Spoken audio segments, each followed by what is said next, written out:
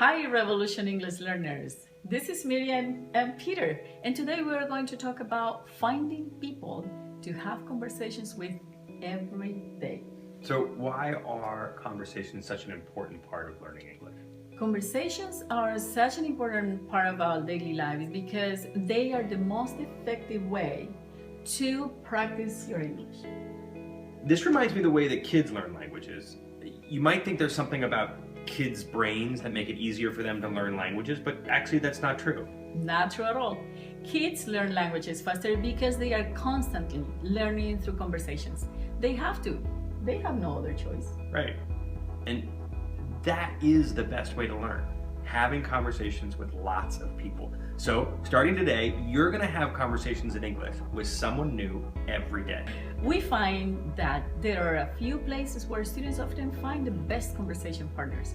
Here are a few places to start. First, is there anyone in your home who speaks English? Do you have kids? We find that kids between the ages of 5 and 12 are great conversation partners. They will speak to you in English if you ask them.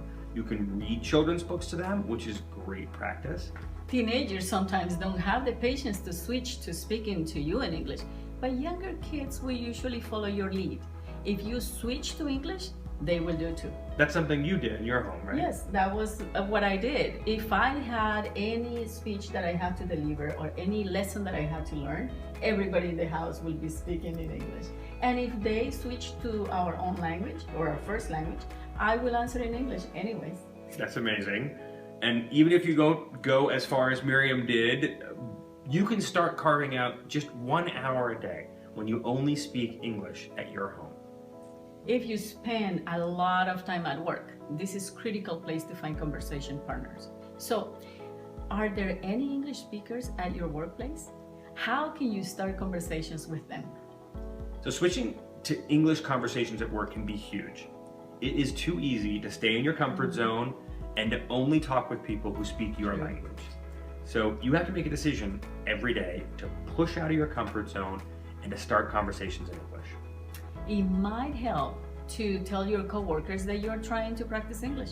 People want to help and they will be patient with you, particularly if they know that you are trying to learn. So we've seen students who have switched 3 to 4 hours a day of conversations to English from their native language just by changing who they talk with at work. And once you start those relationships with English speakers at work, it gets so much easier to keep connecting with them and keep practicing. All day long, you have the opportunity to start English conversations during your daily tasks. When you go shopping, go and talk to the checkers in English. When you go to the doctor, start speaking in English.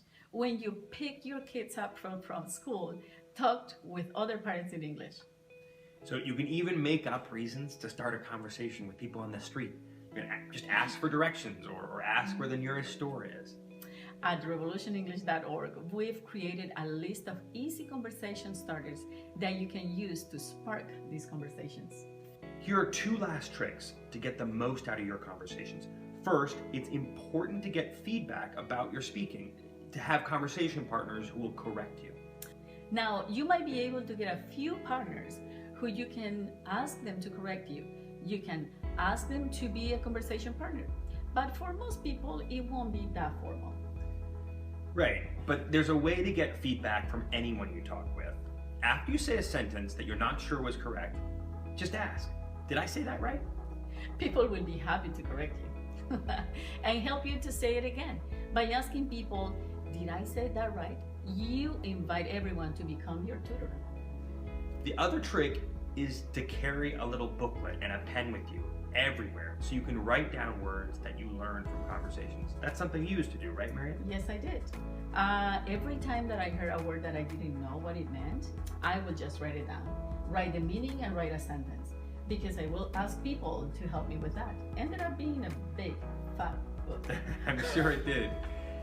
So, by writing down the words, you're more likely to remember them and you'll have a chance to review them later.